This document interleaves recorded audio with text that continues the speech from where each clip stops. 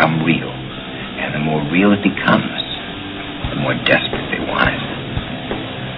Capitalism at its finest. The point is, ladies and gentlemen, that greed, for lack of a better word, is good. Greed is right. Greed works. Bud Fox, I look at 100 deals a day. I choose one. Relax, pal. First lesson in business, don't get emotional about the stock. How's the judgment?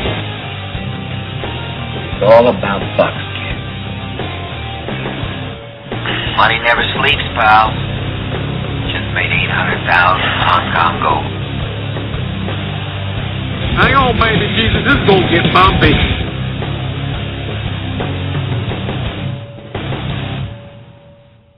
Good evening, stock traders, and welcome to Stock Traders Talk Radio here on a beautiful Wednesday night, February the 1st, 2012.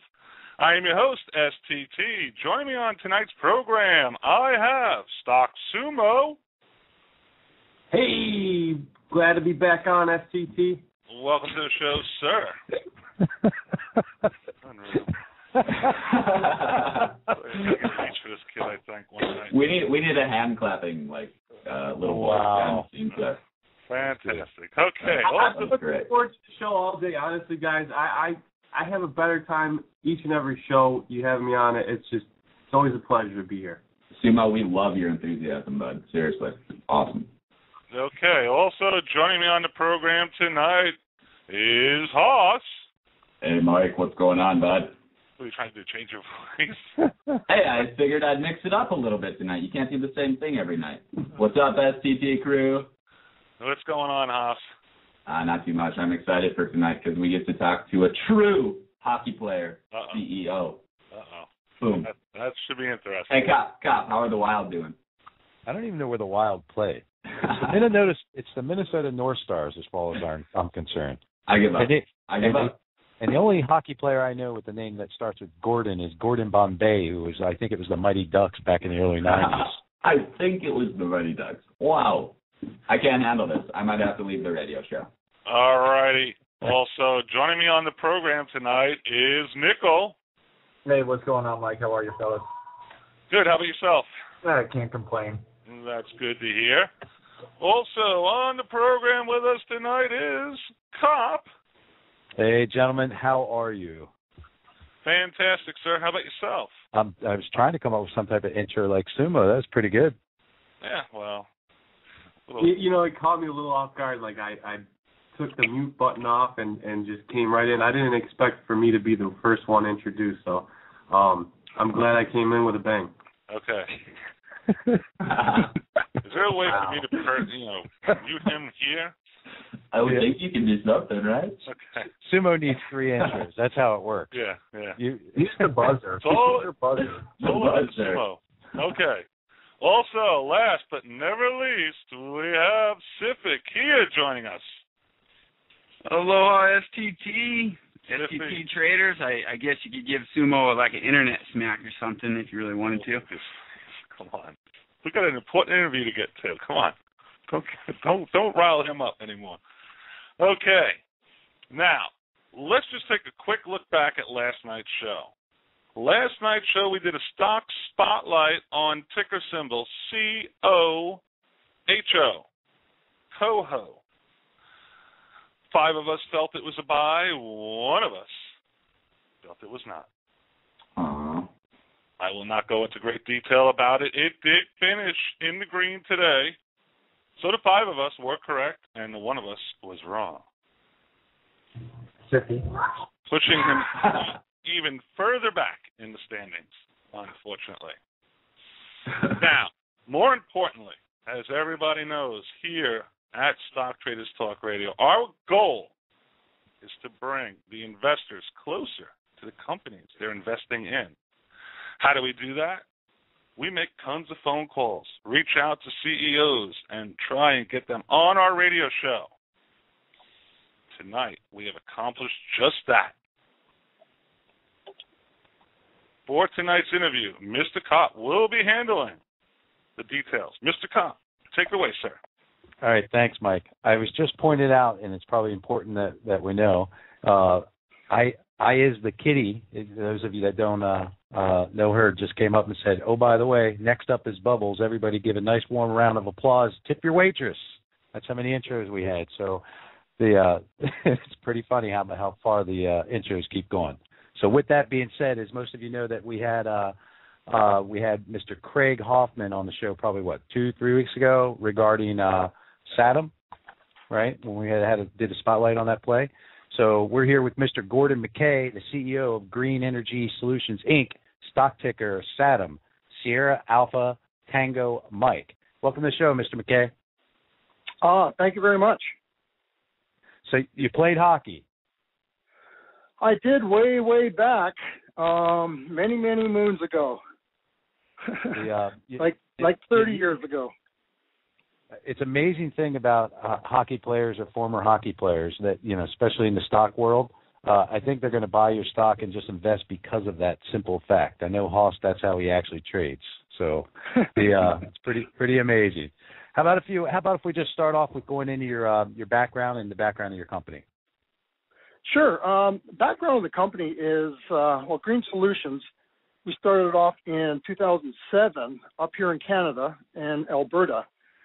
And basically what it is, it's a waste-to-energy project that we're taking the old railroad ties and making energy out of it. And we did have the options of making any liquid fuels or electricity. And pretty much we've decided to electricity is the route to take. All right, great. Now, as far as your board of directors, how about if we talk about them for a little bit?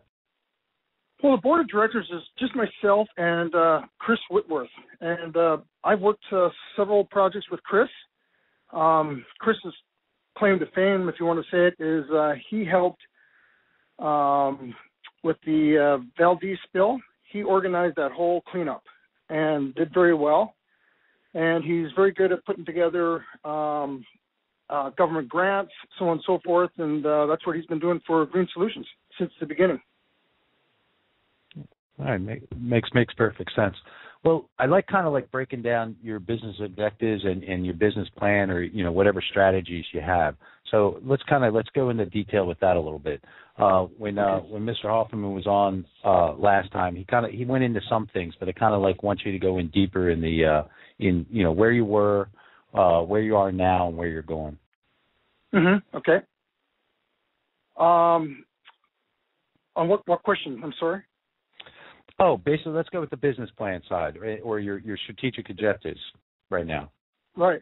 Well, our business plan is probably 90% completed, and all we're doing is waiting for the final contracts with the technology that we're looking at, and this feasibility study we have with the government. We've based on our technology and this whole project with that feasibility study, and we're very close to finishing that. Now, when you say with the government, what do you mean by that? Oh, I'm sorry. Alberta Energy has awarded us a couple of grants, and we still are on the second phase of the feasibility study. And we're now, is that a long 90% process? completed. It has been. It's taken us pretty close to a year. And how do I say it? I mean, we move as fast as the government does with these grants, and sometimes it takes forever. If you get there through Christmas time and you're looking for information from them to award us our next phase type of deal, sometimes they're all gone on holidays and takes an extra month or 2 months. Well, I mean that whole side with the government right now is probably a very big deal up in Canada. I mean, everything seems to be all about green energy, renewable energy, and those type of things. I mean, is that what you're seeing up there? Oh yes, totally. In fact, Alberta Energy they're working with us really, really well. In fact, they have given us they're going to award us, if we have this thing built this year, over up to 2016 with other grants. Oh wow! So you're actually in that process with that? Yes, we are. That must be a huge milestone for the company then. It's a huge milestone. It does take time, but it's a long process, but it's working out very well. I couldn't imagine doing it without them. Oh, I bet. When you talk about the phase of your company, what phase would you be? I mean, I have assumed when you go through what you did, for years building up to the point that you are right now, the R&D piece, and now you're building the factory and those type of things. Is that I guess essentially where you are and getting ready to go to production over the course of the next year? Yes. What's happened is we're probably in like our third phase, and like I said, we are so close of picking this technology. We're still working out the few little minor details, and we should have that cleared up very, very soon. Now, do you have any besides the one you just talked about? Do you have any other strategic alliances or partnerships? We do have one group is called OnTrack, and I remember Craig had mentioned about them. They are, how do I say it? They are unbelievable people to work with. In fact, again, I couldn't imagine doing this without them, because they are a company that's been around for over 30 years, I believe around 40, that are taking these railroad ties, contracted out with CP and CN to replace these railroad ties from the old ones to new ones. And they have stockpiles in their yard, like 300,000 or 400,000 at a time. And this is a big reason why I did everything I could with STT to basically get Craig to get you to come on the radio show. So I'm glad you actually decided to do that. When last time he talked a lot about the railroad ties and certain things, and I kind of made a couple comments about, it's not, it seems like a very strange business. And then when I started researching it and digging down into it, I was a little shocked about how much money that potential is actually in there. I mean, you're at the ground floor of what they're doing from a bio and renewable energy. Is that a safe assessment? Yes. Actually, I'd like to add in there that these railroad ties are probably one of the best feedstocks out there that I've worked with. I mean, when we first started this, we were looking at the beetle kill up here in British Columbia, which is a real bad problem. Millions and millions of hectares of wood, trees that have gone to this beetle has killed them off, and they're stockpiling them and burning them. So we were trying to get our hands onto this wood, and found out that we could, but very expensive to per truck, a logging truck full coming down the hill. It's very, very expensive. And just didn't pencil out. But these railroad ties, they do. I mean, the BTU value is very, very high, for one. Our contract with OnTrack is they're going to deliver them for us. They're going to chip them for us, and we have land that we can grandfather in their permits and everything else. So it makes perfect sense to be with these guys. Now, when it comes to the energy and those things that you're doing, is there some form of energy life cycle that you guys are using as a model? No, the technologies that we do have are up and running and are commercialized. They're all doing minimum amounts of 200 tons a day, and that's what we expect ours to start off at, is around 150 to 200 tons a day. And they're proven. They've been proven for some time now, and that's the key to this whole business. The feedstock and the technology is combined is the key to this whole thing. And when our feedstock is given to us, chipped, delivered, and with land for free, I mean that's saving us like 30% on our revenues right there. It's very, very expensive. I can imagine. Let's kind of talk about what your short-term and long-term goals are. I mean, in the short term, the show's focused on investors and potential investors, and I mean, in the short term, I kind of want to go into the short term and the long term.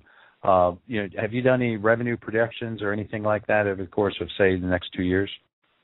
We have some right now, but we have to wait until the technology that we have is exactly sure on these revenue streams. Gotcha. Now, so as far as that will come out, that will come out very, very soon. Soon as we have this technology down and in contract, we'll be able to give that out. Yeah, I'm sure there's some things you can't tell us, and I appreciate that. But I got a prod.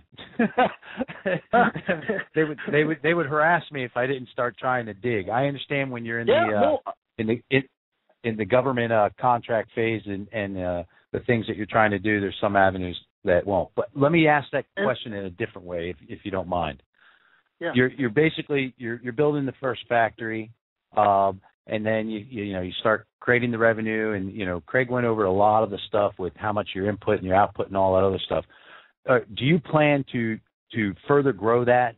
Say, I don't know, 2 years from now build another factory, 2 years from that build another factory. I mean, do you have a robust phasing plan throughout the whole country? I mean, is that your potential? Well, here that's a really good question, and I get that asked quite a bit.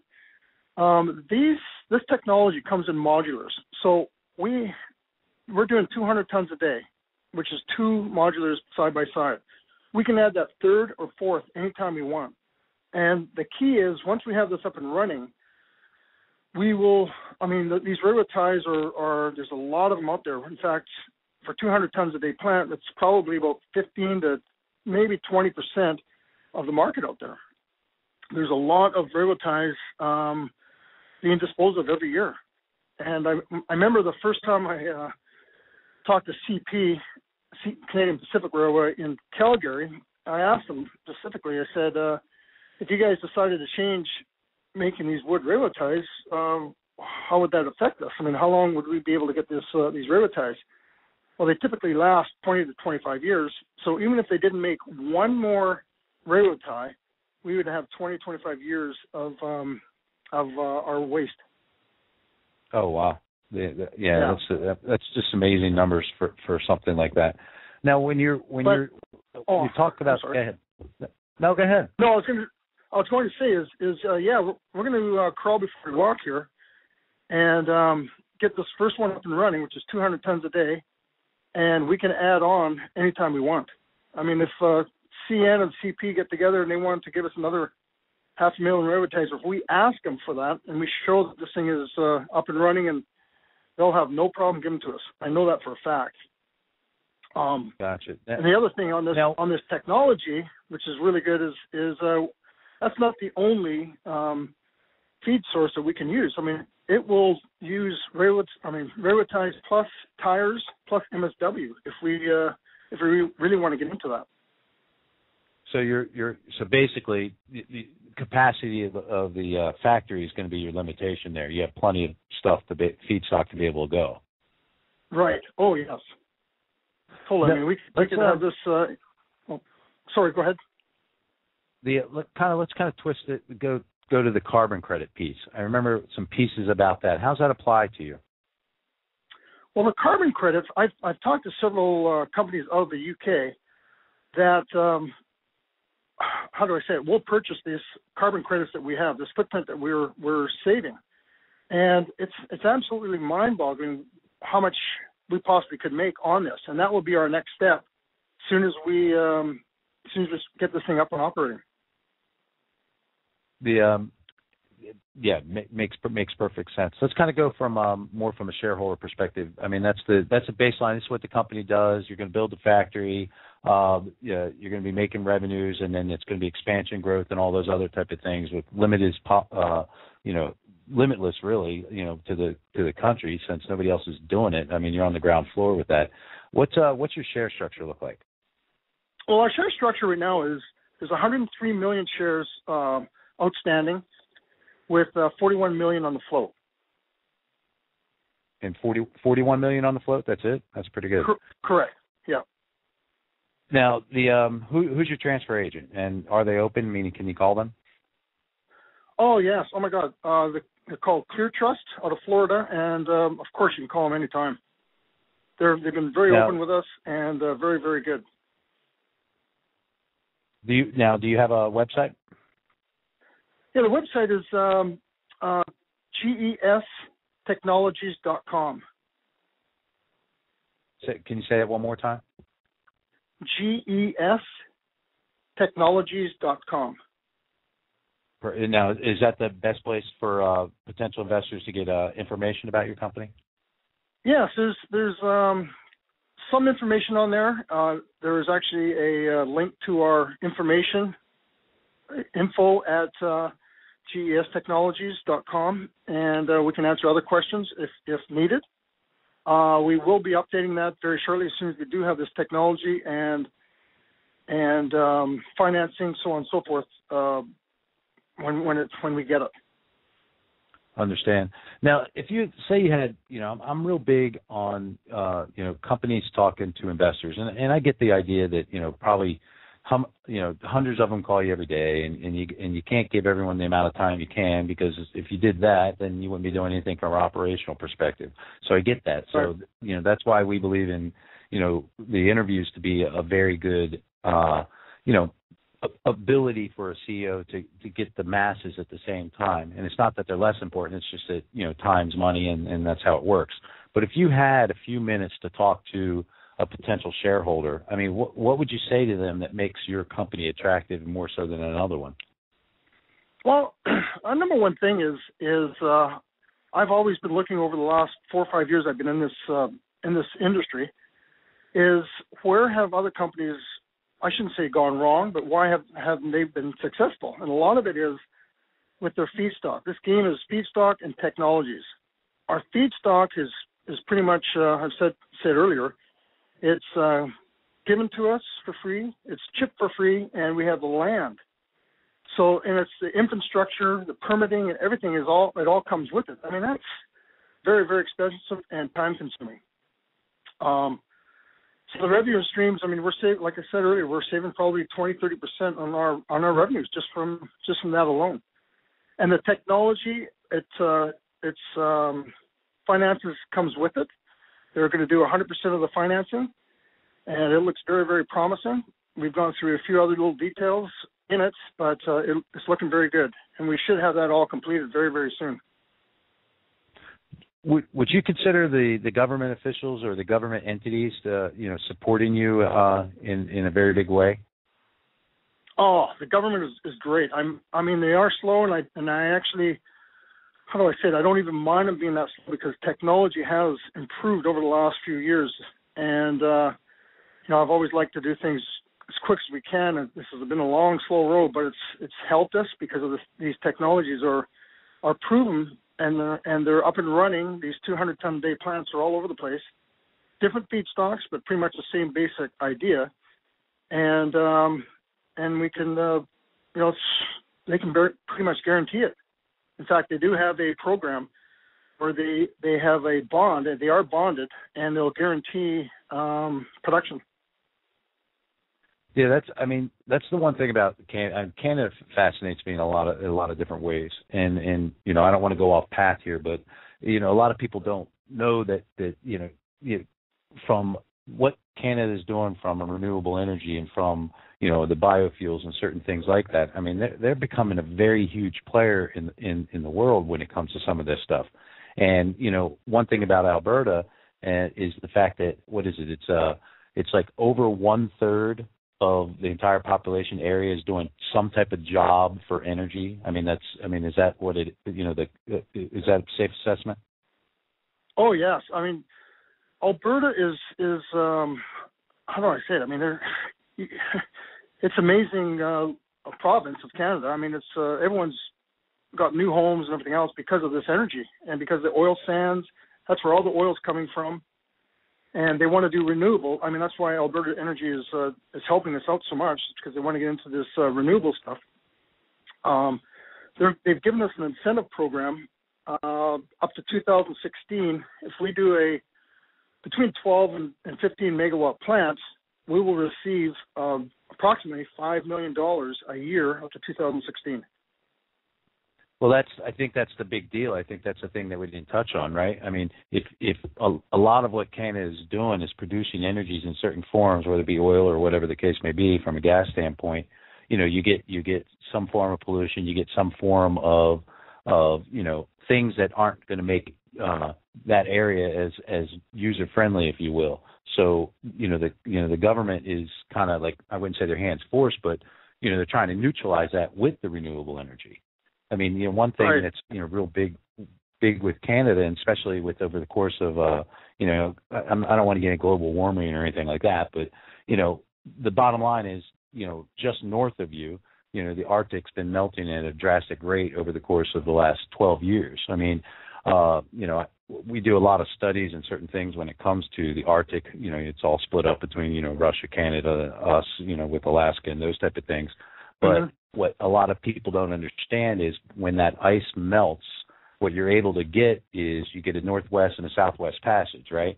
So when it comes to let's talk about Japan, Singapore, all these other different countries, when they're doing all their big merchant shipping and those type of things, if they're able to take that route, it in the summer months, it cuts off somewhere around 8,000 miles, which is huge money. It's like you're talking like 1.2 to like $2 million per trip, and right. The more they can do of those, the more they can. So Canada's become a gigantic player, and for listeners out there, you can look this up for Arctic. It's called the Arctic Council and a whole bunch of other type of stuff that goes into play here. Very, very world political stuff going on. So right. what ends up happening is energy. It's all about resources, right? I mean, it's really what it's all about. And you're a key player, and probably, one of the very few key players in. You probably have the competition way ahead right now, in the fact that you're the answer to a lot of the things that they're doing. Right. Is that how you see it? I feel that we are ahead of the game. For one of the simple reasons is that our technology is proven, and it's been proven over again. And they have a few facilities up and running for over a year and a half, 2 years now, with nothing has gone majorly wrong. And I remember 4 years ago that there was a couple of companies that were trying to do this exact same thing almost, but they had a pilot plant, and their plant was right in the middle of the city. And I actually helped them a little bit, and I told them never go near a city, especially the city they were trying to. And the pilot plant is not going to work. I mean, no one knows about the emissions, everything else. And when you have a proven technology that they can go there and test it out. And we have tested these particular railroad ties with the emissions. And because of the creosote and everything in there, it's 99% eliminated. So we don't even have to worry about the emissions at all. Now, is that what I read about that? Is that the part where you're talking about the plasma? I mean, what was it? Gasification, I think it was. Yeah, it's a plasma gasification. It is actually both. There's a couple other technologies we looked at too, are just plasma, but the plasma gasification seems to work most efficient. The gasification part will break down about 80% of your feedstock, and the other 20% is the hazmat material, which is the creosote, and the plasma at very, very high temperatures will get rid of that and make that into a syngas as well.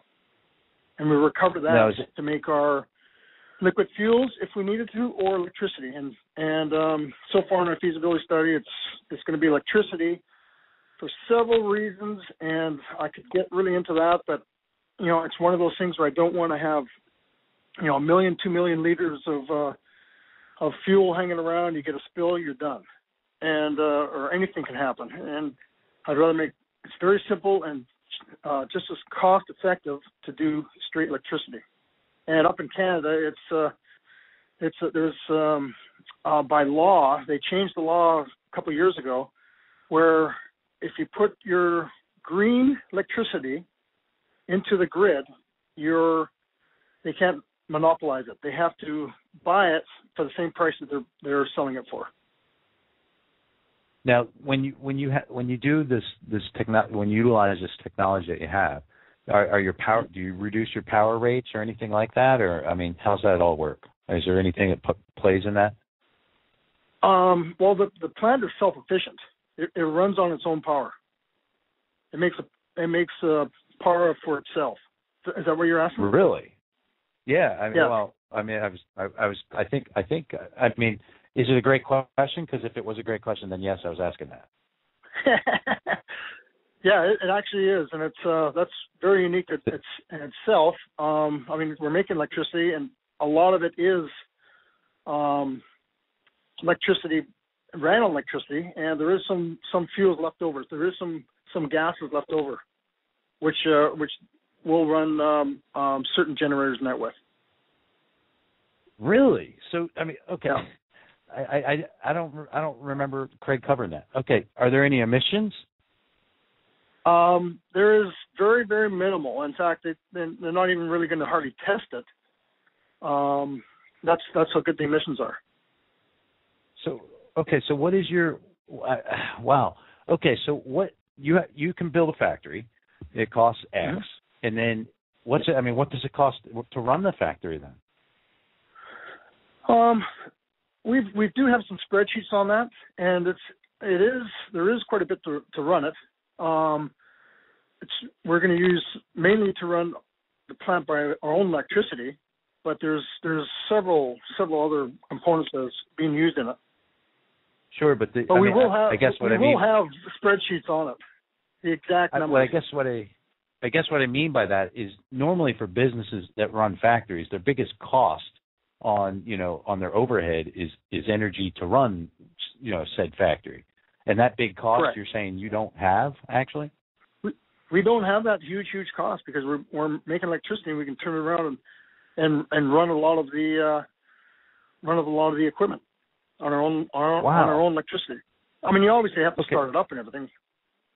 Yeah, sure, but I mean that's amazing when you sit there and look at it. Do you plan on doing some type of patent or some type of thing with the technology to where other people can build these type of factories, whether it be in the United States or whatever the case is? Or I mean, it sounds like just a phenomenal way to save a lot of money and energy. Oh yeah, no, this technology. I mean, they've already patented themselves. We wouldn't be able to, and but yeah, I mean, anyone can do this. Now how often, as far as the carbon credits, if I remember correctly, they can be paid in advance. I don't remember how often, but 10 years. 10 years. Up to 10 years in advance. Correct. Wow. Wow. Yeah. Years ago, I did an interview with a tree company, but I knew there was some advance, but I didn't realize it was that much. Now that's pretty amazing. When it comes to the other things that you're doing, you want to elaborate on anything that I didn't cover when it came to the technology pieces, or how it worked? I mean, is there something I left out on that? No, there isn't. I mean, I wish I could say how this technology works, and I mean, it's out there. There's a lot of plants that are up and running from this technology, and they don't need to be advertising because they're doing very, very well. But once I have everything signed and signed, sealed with them, for sure, we'll put that on the news release for sure. That, if it's okay with you, I'd really like to drill down in these costs, because you kind of got me baffled here. I've never heard of where a self-sufficient factory. I mean, it's the first time I've ever heard of that. When you're talking about the feedstock, how far away is that? I mean, you got to have some transportation costs, right? No, we have none whatsoever. In fact, On Track, we approached them, or actually they approached us at the beginning, because they heard, through Alberta Energy that we're looking to get rid of these railroad ties, and they have a big pile of them. I'll put it bluntly, they had about 400,000 sitting in their yard. So I went and looked at it. I went up to Edmonton, and that happens to be where Alberta Energy is located too. So I'm there quite a bit. But they have 104 acres, and he basically asked us how much land do we need, and our footprint is about 10 acres out of that, what we need right at the moment. And what they've done is, because they have contracts with these rail companies, they replace these railroad ties from old ones to new ones. And over the years, they've been doing this for 30-some years. They've been chipping them, using them for roads up on the oil rigs, what it does is, and when you chip them, you put it down there. When the frost comes out, all these trucks don't get stuck. It soaks it up, and they've got so many railroad ties sitting there. So I asked them how many can we have, and so what they're doing is they're delivering them. They're going to chip them for us, and they're going to store it and give us land, all for nothing. So you're basically doing their waste removal is what you're doing. Correct. Now CN and CP are paying them to exchange an old one for a new one, and they do it. They're so busy, it's unreal. I was up there one time. They had 30 cars, and they made their own rail cars especially for this. And there was, I can't believe how many. I think it was 100,000 on this. I think there was like 10 cars or 12 cars just full of these old railroad ties. And they replaced a mile. There's about 3,000 railroad ties per mile, and they replace certain sections. If you walk into CP or CN, they'll show you a map, and they know exactly which ones need to be exchanged 10 years from now. Every single month they have programs. It's pretty amazing. And these railroad ties were designed. I would say so. Pardon me? Oh no, go ahead. I'm just I'm like a little bit of awe here because it sounds. It just sounds a little amazing. When you sit there and you look at. Go ahead. Well, this whole game is feedstock and technology, and I really believe that we have the best feedstock out there with our partners on track, and the reason is because it's delivered to us chips and given us land. In fact, we grandfathered in on their permits process and everything else. They have ponds, fire trucks, you name it. Their infrastructure is all there for us, and so we don't have to build on that. Could you imagine a new company had to do that? Find the land, find the permitting, put a rail track in, which is about $1 million a mile to put a track in. They've got this whole thing goes in a big circle, and it's absolutely a perfect marriage. Did you do you feel like you just stepped went to this new pinnacle and just stepped into your happiness? I'm sitting here. Well, I'm baffled. I really am baffled, and that's it's pretty amazing marriage with how it worked out. It really is, and it's we looked, like I said earlier, we looked at other sources from trees, but it's so expensive to get them out of the bush, to cut them, and then you have to dry them. These railroad ties are a perfect feedstock because they're already dry below 10% moisture. That's how these things are made. Then they fill them up with that moisture that was in it with the creosote. Well, that creosote is seeped out over 15, 20 years. And so most of it's gone. Unfortunately, it's on the side of the track and the side of the railroad. And that's why they replace them, because they don't have that sponge effect. They designed these railway ties, over 100 years ago, and they haven't changed the process. They haven't found anything better, especially in Canada, because the cold, the heat, the cold winters and the hot summers, that these railroad ties, when especially in the cold, with all that creosote in it, they won't freeze. So when a train goes over with all that weight, it's not going to freeze. It still has that sponge effect. Wow, that's amazing. Now, Gordon, I notice you keep talking about the technology as if you're not going to tell me. You're not going to tell me, are you? Nope, I can't. Not today. When are you going to tell? Very soon. Very, very soon. You know what that means to a stock trader? Very soon is like 2 years from now. Can you narrow that down a little bit for me? This month. This month. Yes.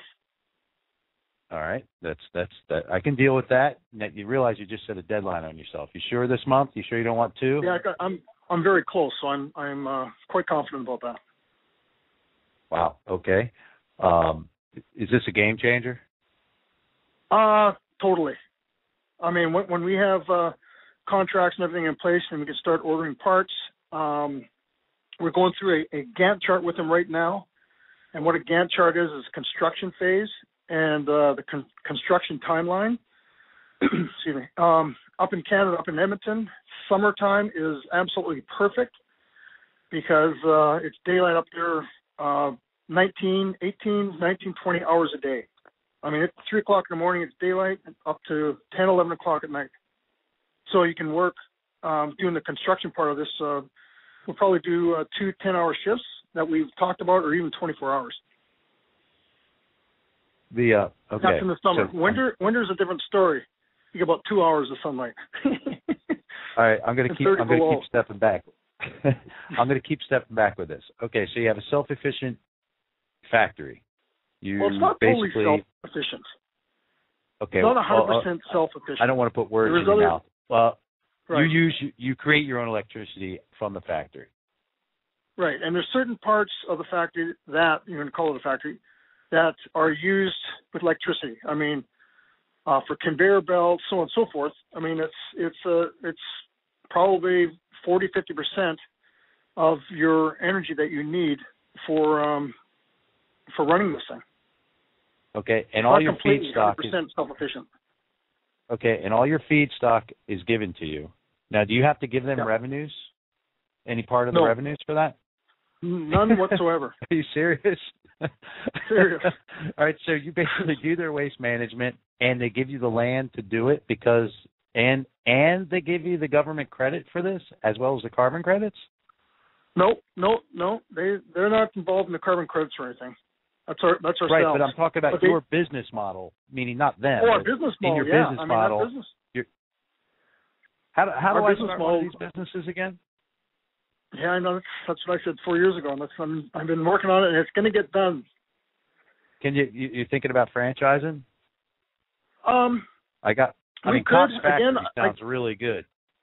Again, I'm always looking at. I want to crawl before we walk here and get this one up and running. I mean, the sky's the limit when this thing is up and running. I know for a fact because I already talked to some brokers, friends of mine here in Vancouver that want to take this dual listing on the venture on the Vancouver venture, and they want to go to Europe and wherever. I mean, Europe is a little bit ahead of us, but not with this technology.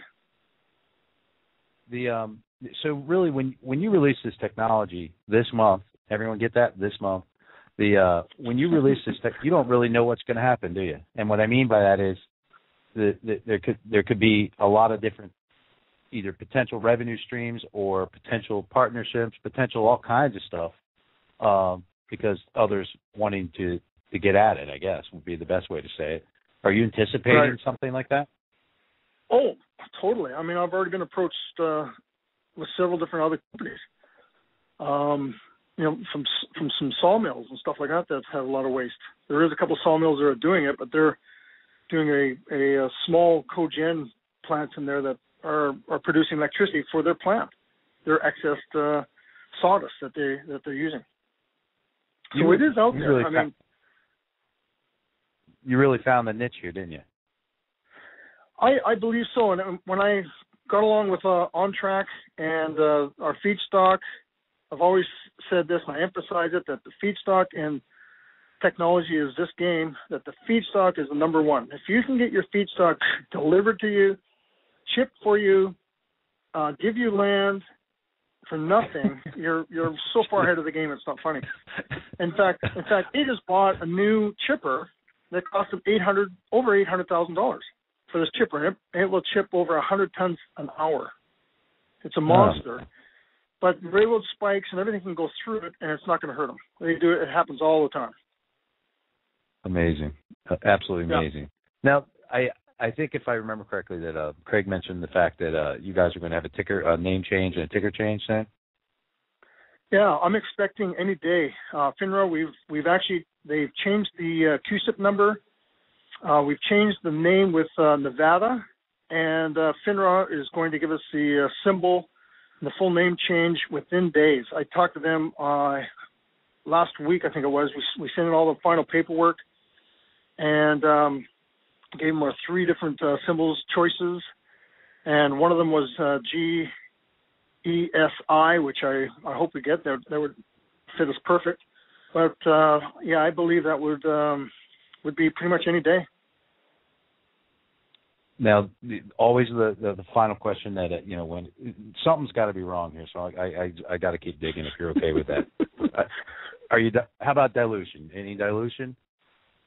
No, none. With financing built in, or no dilution. The financing, the technology is bringing its own financing with it, which is really smart in their half, because there's so many of these projects way back in the time. That's my background in some financing. Is great ideas, but no one knew how to do any financing. And when you have great technology like this one, there's actually 2 or 3 of them out there that bring their own bring their own financing. That's the smartest thing they could do. Oh, amazing! Just amazing. Yeah. So as you catapult through the revenues here over the course of the next few months, or 6 months or a year, are you going to come back on the show and give us exclusives? I would love to. Actually, I'll probably call you when we put out a news release that this technology will be released. I can give you more of the revenue streams, the 5-year, 10-year projections on that 200 ton a day plan. I would love to come back on. I think this is it's a great avenue to do this. Well, I've asked you a lot of questions there, Gordon, and I do know that the Minnesota is called the Wild. I know the North Star is left, so I keep getting abused by that, and I really appreciate the information. Cost you listening, huh? I mean, this is some really, really good information, and some of the things that you're talking about. I mean, it really sounds like something that's just like, it's kind of like unheard of. I mean, you're the things that you have that where most companies have, where they're having to come up with a lot of overhead. You don't have that, and that right there puts you front and center in front of a lot of your peers or any competition that would even think about wanting to challenge you once your technology is released. I mean, it's really, you can go pretty far with this. Oh, yes, and I've always looked at this years ago about the feedstock. Feedstock is everything. I mean, I'll give you an example. I mean, you can get MSW, municipal solid waste, for I believe the tipping fee is around $40 a ton. Well, the problem with that is you have to separate it to get a transfer station and everything. It costs you about $60 a ton to separate it. So there again, it doesn't make sense. No, that's great. You know what I didn't ask you? I mean, we're talking about factories, all this stuff about saving money. What about? You got people working for you? I mean, you creating jobs from this? Oh my God, there's going to be, especially in the construction stage, through the technology guys. They've been asking and calling up there to see if there is construction. Obviously, we have to. The concrete, everything else at the beginning. It will probably be 20 to 25, 27 jobs a year round to help produce this thing. Wow, that's amazing. I know I keep sitting there saying wow, and I know that's probably not what a host should do, but I'm really floored by. I don't know how you pulled some of this off, and you got full backing of the Canadian government, and they're giving you money to do it. And I mean, it's a little mind-boggling that incentive program is for 4 years, and it's like I said, if we're doing between 12 and 15 megawatt plant, it could be $5 million every year, not over the next 4 years. It's every year. I don't know if I had mentioned that. No, I don't think you did. You come up with any more bonuses and positives with your company, I think everyone's going to start talking about Fantasyland. I mean, it's really impressive. It really, really is impressive, and I look forward to you coming on the show again. I'd love to. I'd love to come on the show again, and I appreciate your time. And it's going to be fun doing this. It really is. I'm excited. Well, we're going to be watching you there, Mr. Gordon McKay. Make some huge revenues, create those jobs, and clean the air. Hopefully, I'll be back on in a month, couple weeks. That would be great. Well, believe me, we're going to be watching for the technology. Your shareholders are going to be watching for the technology, and they hold you to those deadlines. So make sure you meet that month.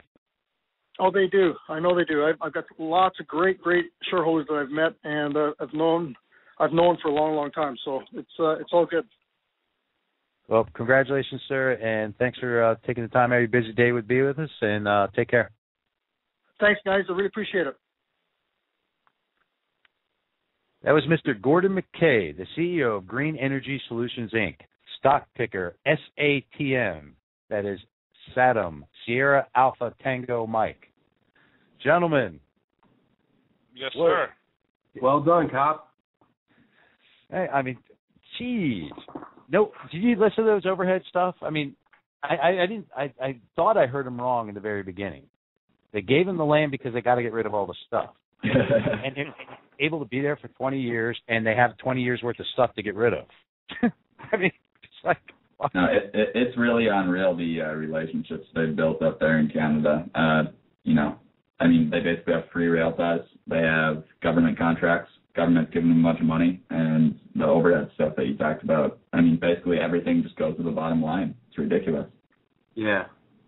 Plus the carbon credits, which are going to be more than the actual revenues themselves. I mean, that's just cash in your pocket if you can sell them. And, that market's about to boom here pretty soon. Yeah, let me just jump in here. For all those that are listening, if you missed any portion of tonight's 50-minute CEO interview, it'll be posted on iHub approximately 10 p.m. Eastern Standard Time in the video section under Market Commentary. We'll also post it on your board and our board on iHub. Okay, guys, go back. No, interesting. Just interesting stuff. I really enjoyed that interview. It was fun to listen to. Oh, yeah. I mean, you start a business and everything is free, basically. Right? Well, I think it's free to execute the technology. I mean, somebody knows what he's got, right? Mm-hmm. And that's key to it. So I'm sure it took him years. I mean, he said he's been working on this for 4 years to get everything lined up and built or whatever. I mean, he wouldn't, it's hard to speculate on the technology they actually is going to talk to us about, but, he created something and they want to take advantage of it. That's really what's happening here. I mean, they got to get rid of the waste and they can't burn it because of the emission piece to it, with everything in it. So it's a win-win all over the place. But, I mean, you talk about being able to capitalize. Man, I mean, you look at the ROI of that. I mean, the ROI is just off the charts. Mm-hmm. Yes, sir. Absolutely. Well, in any business, you always have to look at overhead, and that's, what hurts a lot of businesses because you got so much to pay for to keep the lights on. And, anytime you can eliminate overhead, boom, that's more to the bottom line and better chance for you to succeed. Yeah, good stuff, guys. I mean, I can tell you this much. The iHub board is going nuts right now. Going berserk? Absolutely nuts. For those that are already invested and those that were thinking about investing. They did a great job recapping the show as we went. I kept track of what was going on there, and they were posting as you were asking it and you were getting an answer, they were posting it. So great job on their part. Another, I would say, great CEO interview here at Stock Traders Talk Radio. Tomorrow night, 8 p.m. Eastern Standard Time, we have yet another CEO interview this week. That's going to make 4 for the week. Woohoo! Mr. Haas, can we share that ticker or no? I believe we can. Go ahead, share it with everybody. Tomorrow night's CEO interview on Stock Traders Talk Radio is SNET, sourcelink.net. Again, the ticker is SNET. That's coming up tomorrow night at 8 p.m. Eastern Standard Time. Don't forget, we air Sunday. That's correct, Sunday at 7 p.m. Eastern Standard Time. Monday through Thursday, 8 p.m. Eastern Standard Time. Your home of the exclusive CEO interviews and stock spotlights. Guys, don't forget to join us for poker, too, after the show on Sunday night. It's a great matchup. Download. Poker Stars. All the information's on Stock Traders Talk. Mm-hmm. On the homepage is a banner for our poker club. If you want to come play with a bunch of traders, 8 o'clock on Sunday nights, have some fun. It's absolutely free. We do not collect emails, and so forth and so on. Guys, we are just about out of time for tonight's show. Mike hogged again.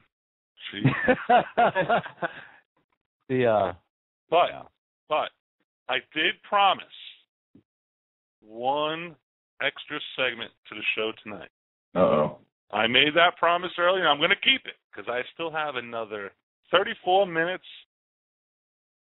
Okay, I'm canceling that segment of the show. Thumbs down on it. He said to me, "Not tonight, STT. I want nothing to do with it after that show."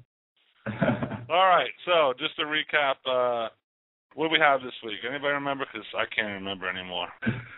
What did we do this week? Monday we had the STT CEO interview. Mm-hmm. Tuesday we had, I believe, the co-host spotlight. Okay. And tonight we had the SATM CEO interview. All right. And tomorrow. Let's not forget no. to tune back in. No, let's do a full recap of the week. Sunday night was ICPA CEO interview. Monday night was Attitude Drinks, ATTD. Yesterday was Coho. Tonight was SATM.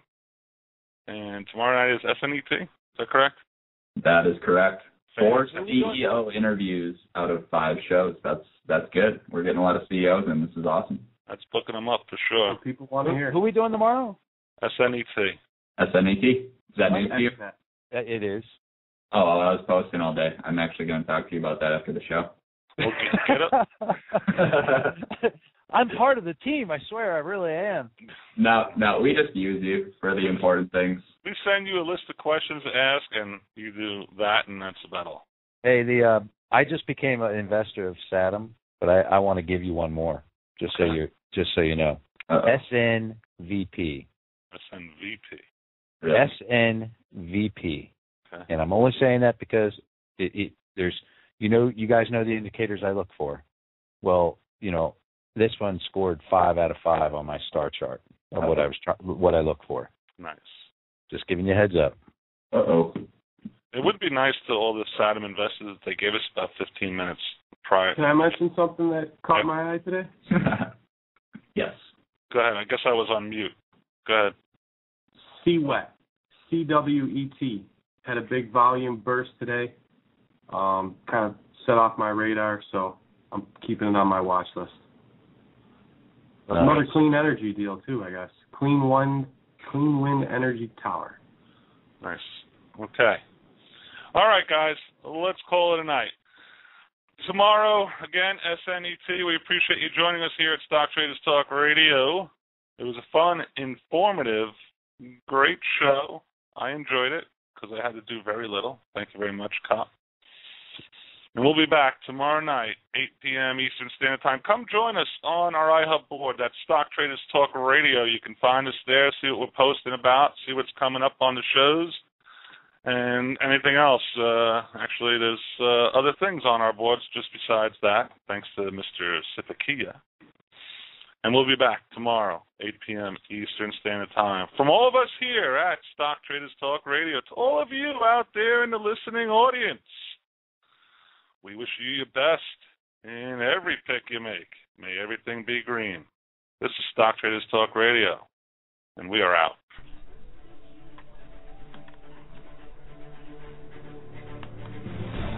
Thank you for listening to Stock Traders Talk Radio. All views and topics talked about on Stock Traders Talk Radio is solely for entertainment purposes. We are not professional financial advisors and always recommend you seek the advice of a professional financial advisor. Never invest in any stock featured on our show unless you can afford to lose your entire investment. The information contained on our show is based on sources which we believe to be reliable, but is not guaranteed by us as being accurate, and might not be a complete statement or summary of the available data. Stock Traders Talk Radio advises that the investments in companies profiled are commonly considered to be high risk, and use of the information provided is at the investor's sole risk. Thank you for listening to Stock Traders Talk Radio.